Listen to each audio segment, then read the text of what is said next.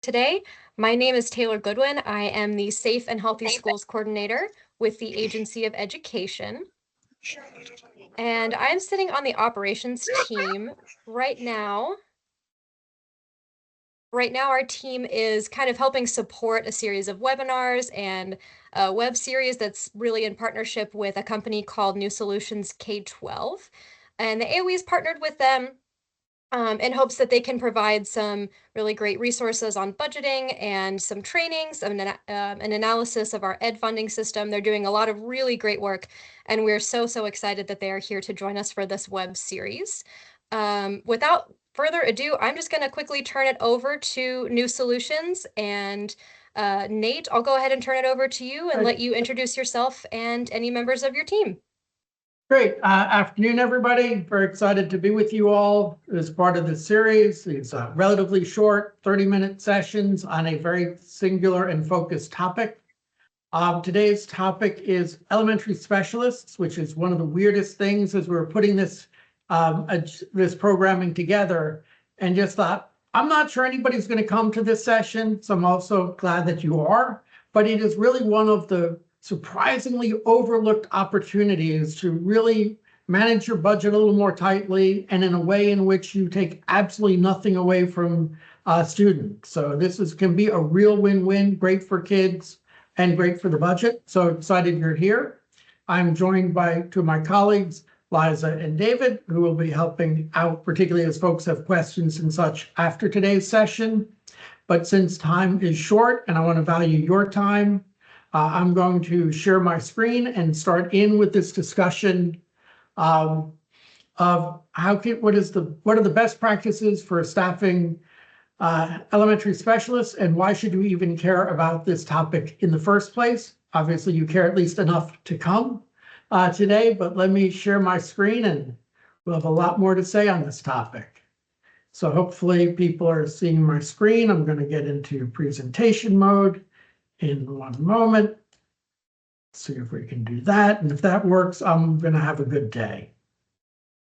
All right. Hopefully folks are seeing that. Staffing elementary specialist teachers, precisely.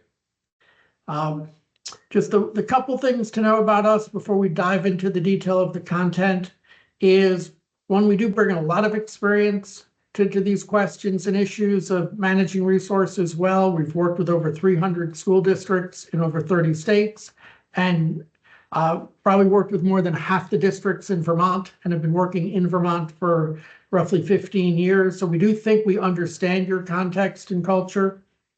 The nicest thing people say about us is we are bold yet practical.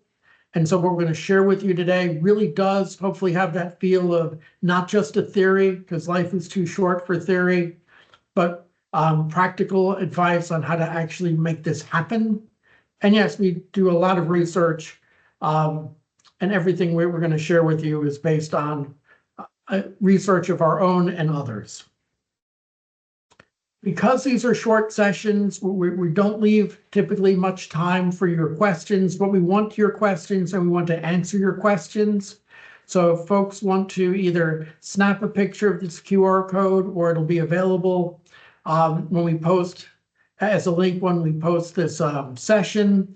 But if you submit a question, we will answer back to you both in writing, and if multiple folks are asking the same question, we will be posting an FAQ as well. So we do want to hear from you. We do want to answer your questions. This is probably not the forum for that. We will also be hosting office hours. If you do want to talk more specifically and want to talk one-on-one or live, we'll have that opportunity shortly as well. And as we think about all the topics in this series, we want to acknowledge that strategic budgeting has three aspects to it, not just one. The most obvious aspect that a lot of folks look at and think about is what we'll call the technical aspect. Hey, how do I calculate how many art teachers, music teachers, PE teachers do I need? That's a very technical calculation. We're going to show you how to do that. We're even going to give you a tool to do that. But that's not enough. Because when you go to your school board and you say, hey, this is the technical calculation and this is how we should staff, people usually do not say thank you. They usually say, I don't want to do that. So we're going to share some ideas to help. How do you navigate the politics of this?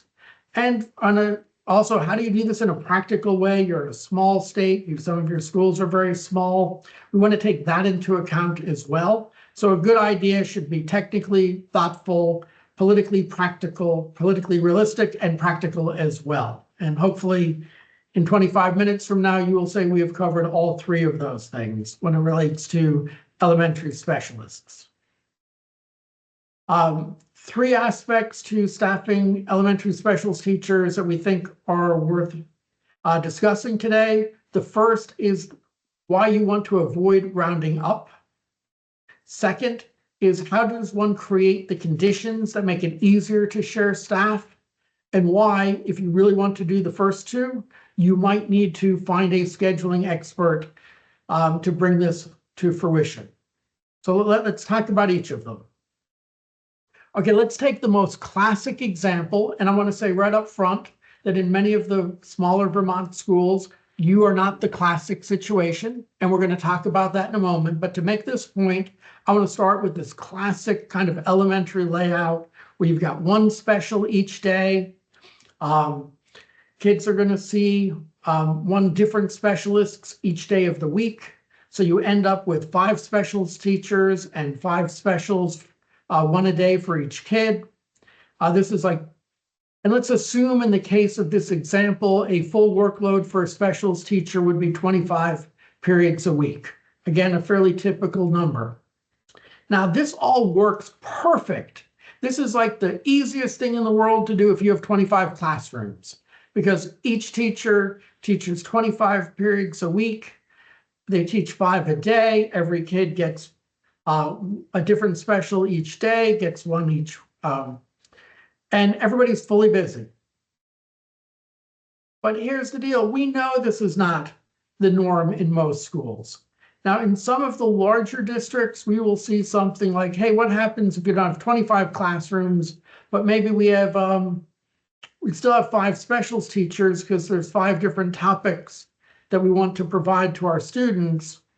But if you had only 18 classrooms, which I know for some of your schools might still be on the large sides, but bear with me for a moment. But if I've got 18 classrooms, what we see a lot of schools say is, hey, we're still going to have one art teacher, one PE teacher, one librarian, et cetera, because 18 is pretty close. And we do see a lot of folks have the feeling that, hey, I know 25 would be perfect, but 18 is not too far from perfect. And this way we don't have to share staff. This way everybody gets a full-time job. A lot of people are really, really comfortable with this setup. But we know when you do that, that there's going to be these gaps where each day, not everybody is teaching a full workload. So the first thing we want you to think about, and this is what we call rounding up, like you've had full-time people in each role, but you didn't need a full-time person in each role. So one of the first things you want to do is to precisely calculate what are you spending on what we call rounding up. Because people are often surprised by how much rounding up costs. So in this case, the difference between 18 classrooms and 25 classrooms is about $140,000 of rounding up. So what a lot of folks tell me is, you know, Nate, 18 is pretty close to 25. It's not a big deal. Very few people tell me $140,000 in one small school is not a big deal. So the whole conversation starts to shift when you talk in terms of the dollars that you are investing in rounding up. Now, in Vermont context, we know you have a lot of schools that are smaller. You might have as few as 6 classrooms. We've worked with those districts. We know we've been with a lot of schools that have 10 classrooms. But we're still seeing, so I want to share 2 numbers. Again, one of our big takeaways for today is if you're going to discuss elementary specialists, the first thing you want to do is calculate what are you investing in rounding up. Now, we have worked with 2 districts in Vermont These are real districts. This was not an exercise. This was not a theory. This was real work looking at real schedules. These were all in the last few years, so this is very current data. In one of your larger districts, they had $1.5 million in rounding up. That was a very surprisingly large number. But I also want to tell you that in a very typical size district, this was a district, an SU, that had about 1,000 students total. So we're not talking one of your bigger districts, but 1,000 kids, they had $500,000 invested in rounding up. That still seems like a very big number to me. And I know it seemed like a very big number to them, but they did not realize how big that number was. So by having just done the calculation, it changes the discussion of, whoa, $500,000, that's a lot of rounding up. I had no idea. Now people are a lot more interested in perhaps figuring out how to staff much more precisely so you're not rounding up. So we have a tool. Again, we will link to it. It'll be on the Agency of Ed's website. It's pretty straightforward, but it allows you to figure out how much staff do you need in each role, art, music, PE, the other specials. It even takes into account that there will be time for travel. And it will just let you know exactly how many FTE you need. You can then calculate how many FTE you have, multiply that the difference by what each FTE costs. Make sure you include their benefits, because that's a big part of what you're paying for. But that allows you to calculate what is your rounding up figure, and that can dramatically change the conversation. And again, as I said, access to that tool will be available from the agency's website. Now, once you have figured out that number and you have figured out what the precise staffing is, and I know that because this is not the first time I've shared this with some of you in Vermont, what we hear next is, hey, I get that, Nate. We've crunched these numbers. We are on board. We know it. We want to do it. But you know, there's a lot of pushback. People do not usually say thank you for not rounding up. So I want to share with you 4 ideas for how do you avoid some of the pushback? How do you make not rounding up practical? And we're going to walk through each of these 4 ideas one at a time.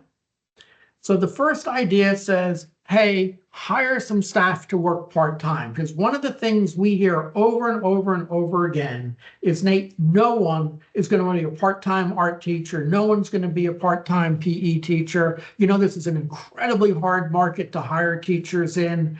I would be way too worried to have to go out and try to look for a part-time specialist. I will tell you a really funny story. I got 30 seconds to tell this. I was at a district, not in Vermont. I was at a district about a week ago, walking through some pretty similar ideas about not rounding up. And a principal sitting at a table said, Nate, this is basically the stupidest idea I've ever heard. There's no quality person who would ever want a part-time job like this. And as luck would have it, the person sitting directly next to them, who also happened to be the chair of the school board, said, I am a part-time PE teacher. And there was this like silence in the room. And she said, I have wanted to work in this district for years. I drive 45 minutes every morning because I wanted a part-time job. And my district does not offer part-time jobs. Well, here's what I can say for sure. Yes, many of the people working for you today are working full-time and want full-time positions. Totally get that. But all the people who want to work part-time are not working in most of your schools because you're not offering those jobs to them, you're not posting those jobs to them, and your schedules might not be part-time friendly. But we have seen in almost every district across the country that if they create a system that is welcoming to part-time specials teachers, art, music, PE, library, etc., they're actually finding there is a big pool of people, a big pool of quality people. Often they are people who are artists who want to teach art. Often they are folks, PE teachers who had worked full-time and either retired or raising children or are taking care of aging parents. There is, in most places, a sizable number of folks who want to work part-time if you reach out to them and make their schedules reasonable. Now, the second way to avoid rounding up and giving people full-time jobs and giving, so you can avoid rounding up. Instead of having every school have a, I've got a 3/4 and you've got a quarter person, you say, hey, let's get one person to work across 2 schools.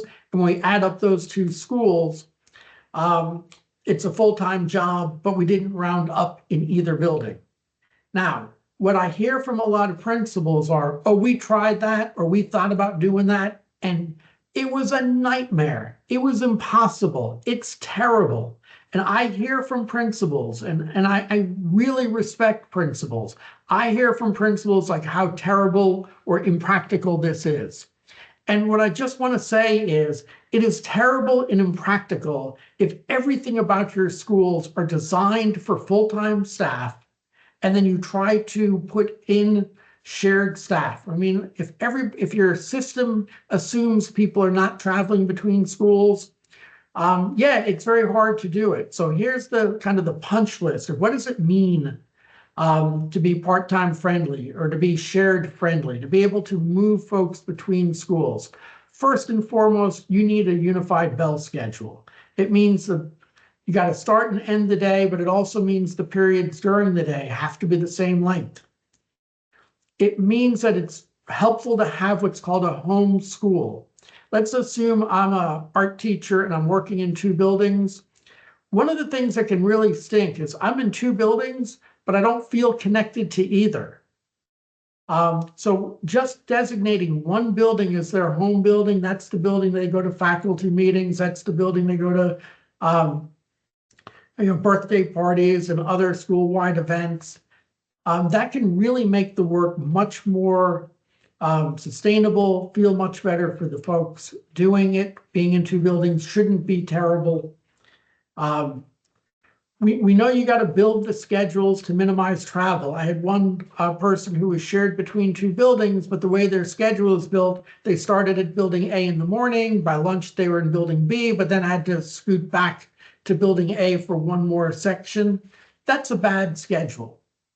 And to avoid schedules like that, you're going to need to build the schedules for both schools as a team. You need both principals sitting in the same room. If you share staff, you can not build your schedules alone, or it will be a pretty lousy life for those specialists. And sometimes you might even say it can't be done.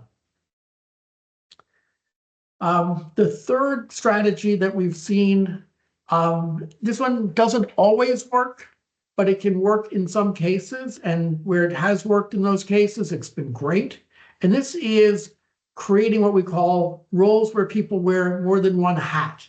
So imagine you needed a 3/4 librarian, but you have a librarian that you'd really like to have, they would like to be full-time. And right now, what you might be doing is saying, hey, just take that extra time and help organize the library. It's not like they're doing nothing, but you really only needed a 3/4 time librarian in this example. Well, what if that librarian used to be a classroom teacher? Maybe they're going to take on a few reading groups because they used to teach reading. So thinking about, are there other roles that were already in the budget, things that you wanted to spend your money on? And are there people in your building? And this is obviously very dependent on the folks you already have, but what are they certified in? What are they skilled at? And sometimes they can have a part-time specialist role and then a part-time other role that equals a full-time role for them, but you didn't pay extra to round up. And then last one, and this is particularly directed towards my superintendent friends. We know, and because I've just seen this time and time again, that when the district leadership says, we went to this webinar and they said we should stop rounding up, maybe we should have part-time staff, maybe we should have staff shared between buildings. The most common response, they say it nicer than this, but the body language from the principals often says, I hate this. And I'll confess that we have generally worked with principals on this kind of sharing of staff or not rounding up. They're not the most happy. But we've also seen that when principals are on board with this, when they say, hey, I want to make this work, we're going to figure out how to make this work, we're going to do all those things about unified bell schedule and scheduling as a team, they figure out how to make it work. And once you've done it once, you are good for years to come. People very seldom move in this direction and then move back. And so the question is, if principals start out not liking this idea, and we need their help to make it work, that's a very bad start. So the question is, how do you get a principal to say, hey, I can make this work?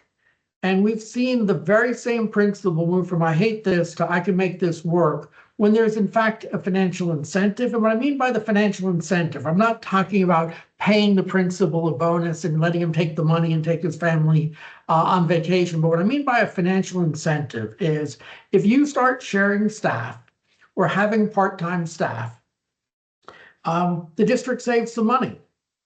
And what we've had as a financial incentive, for example, is the district says, hey, any school that moves to shared or part-time specialists, half of those savings, the principal can reinvest in their school. They can get more of a reading teacher's time. They can get part of a social worker's time. They can get more professional development. Sharing the savings with principals can be game-changing. I worked in a very large district. It was really fascinating. They had like 60 elementary schools, and all 60 elementary schools said sharing specials is a terrible idea. And then the superintendent said, we're going to let the principals reinvest all of those savings. Whatever money they save from part-time or shared specials teachers, they can decide what to do with it. Well, if you don't know that over 35 of those 60 schools in the next year started hiring part-time people, started sharing staff, started doing the two hacks, they proved the point how well it worked. Those principals were the happiest people in the world. And then the district did say, as dollars got tighter and tighter, we now know it can work because we have 30 schools where it's working. And yeah, they did move it out and roll it out to expect more and more schools to do that. But it is just so fascinating how things changed when the principals saw a benefit for their schools, the kids they're really trying to support, and they were able to figure out which of the strategies made the most sense for their school. So we will talk just quickly a few more thoughts on how do you accelerate the ability to implement these shared or part-time staff, because again, you have to have the right conditions to be able to do this. As we talked about it, first is you need to set the specials rotation when you're building the schedule. You need to set it first. You need to be setting it in a way that is designed to make shared staff or part-time staff work. You cannot, I just want to say this really clearly, you can typically not take the schedule you have today if you have full-time staff or staff that only work in one building and think that today's building schedule will actually support sharing or part-time staff.